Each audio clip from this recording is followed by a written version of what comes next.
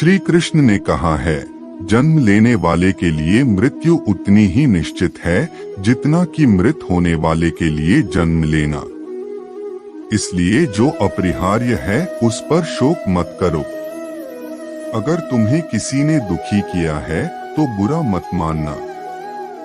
लोग उसी पेड़ पर पत्थर मारते हैं जिस पेड़ पर ज्यादा मीठे फल होते हैं। अंतकाल में जो मनुष्य मेरा स्मरण करते हुए देह त्याग करता है वह मेरी शरण में आता है। इसलिए मनुष्य को चाहिए कि अंतकाल में मेरा चिंतन करें। कृष्ण कहते हैं, जो हुआ अच्छा हुआ, जो होगा अच्छा होगा। स्वयं को मुझ पर छोड़ दो और अपने कर्म पर ध्यान दो। कर्म ऐसा करो जो स्वार्थरहित और पापरहित हो। कृष्ण ने दुष्टों को भी अपनी गलती सुधारने का मौका दिया, क्योंकि वो किसी मनुष्य को नहीं, उसके अंदर के बुराई को मारना चाहते थे। संदेह की स्याही से संबंध के पृष्ठ पर कभी शुभ अंकित नहीं होता। इसलिए अपने मन के विचार और संबंधों का आधार दोनों ही शुभ रखें। मोहग्रस्त होकर अपने कर्तव्य पथ से हट जाना मूर्खता है, क्योंकि इससे ना तो तुम्हें स्वर्ग की प्राप्ति होगी और ना ही तुम्हारी कीर्ति बढ़ेगी। इस भौतिक संसार का यह नियम है, जो वस्तु उत्पन्न होती है, कुछ काल तक रहती है, अंत में लुप्त हो जाती है, चाहे वे शरीर हो या फल हो। यदि कोई व्यक्ति प्रेम से, भक्ति से पुष्प, फल, जल भी मुझ पर चढ़ा दे तो उसी भाव से उसे स्वीकार करता हूँ जैसे वह मेरा प्रिय भक्त होता है। उससे मत डरो जो वास्तविक नहीं है, ना कभी था ना कभी होगा। जो वास्तविक है वो हमेशा था और उसे कभी नष्ट नहीं किया जा सकता। जीवन में आधे दुख इस कारण जन्म लेते हैं क्योंकि हमारी आशाएं बड़ी होती हैं। इन आशाओं का त्याग करके देखो, जीवन में सुख ही सुख है।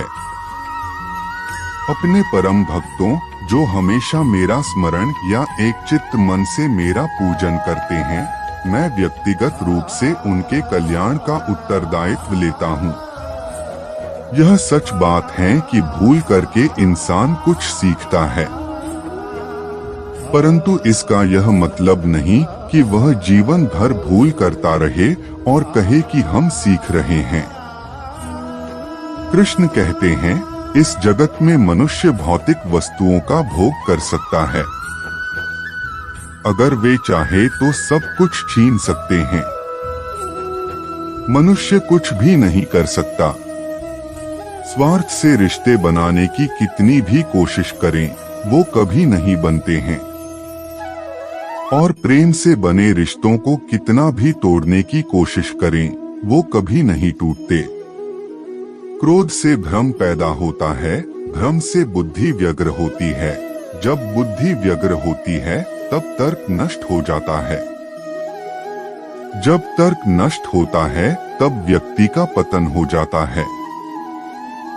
आत्मा न तो जन्म लेती है, न कभी मरती है, और न ही इसे कभी जलाया जा सकता है, न ही पानी से गीला किया जा सकता है। आत्मा अमर और अविनाशी है।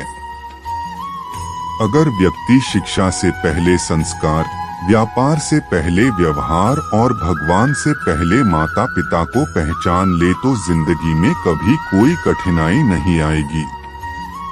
तुम उसके लिए शोक करते हो जो शोक करने के योग्य नहीं है, और फिर भी ज्ञान की बातें करते हो।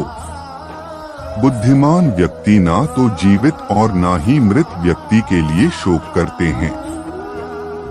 मन की गतिविधियों, होश, श्वास और भावनाओं के माध्यम से भगवान की शक्ति सदा तुम्हारे साथ है और लगातार तुम्हें बस एक साधन की तरह प्रयोग कर सभी कार्य कर रही है। हर किसी के अंदर अपनी ताकत और अपनी कमजोरी होती है। मछली जंगल में नहीं दौड़ सकती और शेर पानी में राजा नहीं बन सकता, इसलिए अहमियत सभी को देनी चाहिए। धर्म युद्ध में कोई भी व्यक्ति निष्पक्ष नहीं रह सकता है। धर्म युद्ध में जो व्यक्ति धर्म के साथ नहीं खड़ा है, इसका मतलब है वह अधर्म का साथ दे रहा है, वह अधर्म के साथ खड़ा है।